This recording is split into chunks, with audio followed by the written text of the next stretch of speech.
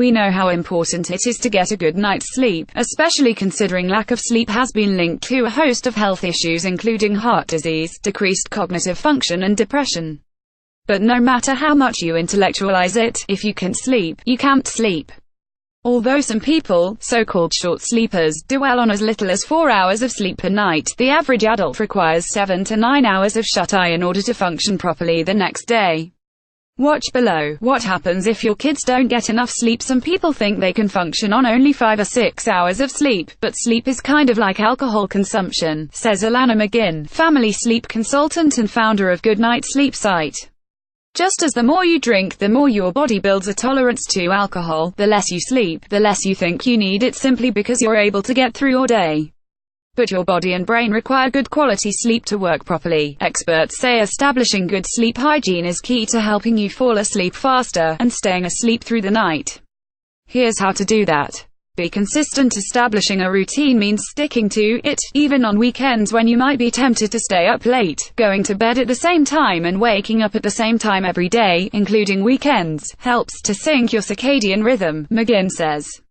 Create a relaxing bedtime routine for yourself to help get you in the sleep mood. McGinn says this can be as simple as changing into your pajamas, washing your face and reading a book, but avoid reading things that will make you anxious, like emails or distressing news events. Doing similar activities every night before bed will train your brain to release the melatonin hormone, which will trigger sleep. Give yourself a tech curfew. This doesn't just apply to kids. Turn off any and all tech devices at least 60 minutes, preferably 90 minutes before bed, McGinn says. The bright screen essentially tells your brain to turn off the sleep switch and tricks it into thinking you need to be awake. This, in turn, suppresses melatonin production and increases cortisol and adrenaline, she says.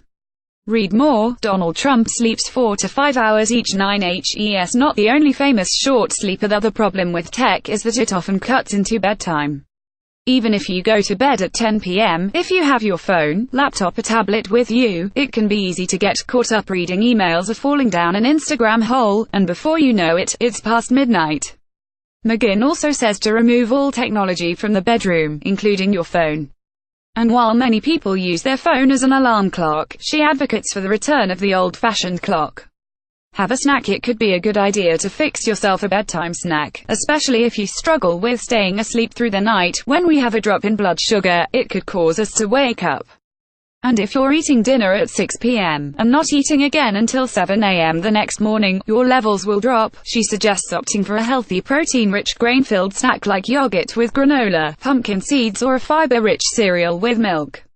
But avoid caffeine and alcohol. If you're struggling with sleep, you want to refrain from consuming caffeine after 2 p.m., she says.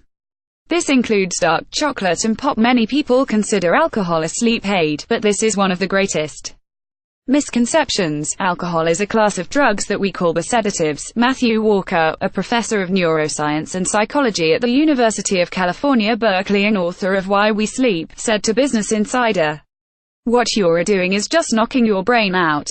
You're not putting it into natural sleep.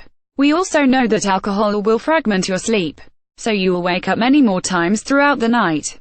And alcohol is also a very potent chemical for blocking your dream sleep or rapid eye movement sleep. Create a conducive sleep environment. Darkness is very important to falling asleep, which is another argument against having a television in the bedroom, because it helps release melatonin. You also want to have a quiet space, so invest in a white noise machine or earplugs if you get a lot of ambient noise or you have loud neighbors. Clear the clutter from your bedroom," McGinn says. Our bedrooms have become our offices and entertainment centers and kids' playrooms, but you need to get all those things out. You have to create a sanctuary that's only for sleep and sex. Read more. How to deal with night terrors. It's also important to turn down the thermostat for a good night's sleep. You might keep the rest of your home at a cozy 21°C, but Walker says your room should be around 18.5°C. The reason is that your brain and your body need to drop their core temperature by about 2 or 3 degrees Fahrenheit to initiate good sleep, he says.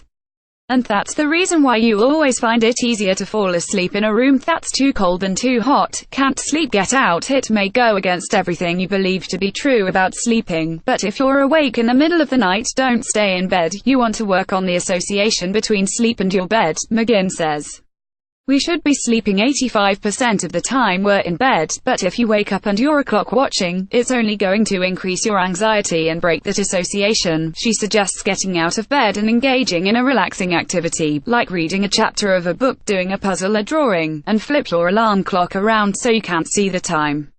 Whatever you do, don't get in front of a tech device and don't turn up the lights because they'll stimulate you and wake you further. You might have to get out of bed 5 or 10 times, but every time you do it and get back in, it'll be easier to fall back asleep. Be mindful if you don't want to get out of bed because you're afraid of waking your partner or you're warm and cozy. Try practicing mindful breathing or meditation. These will help you be present in thought and prevent you from getting agitated by worries or anxiety. Read more. This body lotion has gone viral for reportedly helping people sleep. Are a preemptive step. McGinn suggests writing in a journal before bed. Do a brain dump by keeping a journal. Write down all your stresses and worries, or your to-do lists for the next day, so that they're not jumbled in your brain and likely to keep you from falling asleep. Copyright 2018 Global News, a division of Chorus Entertainment Inc.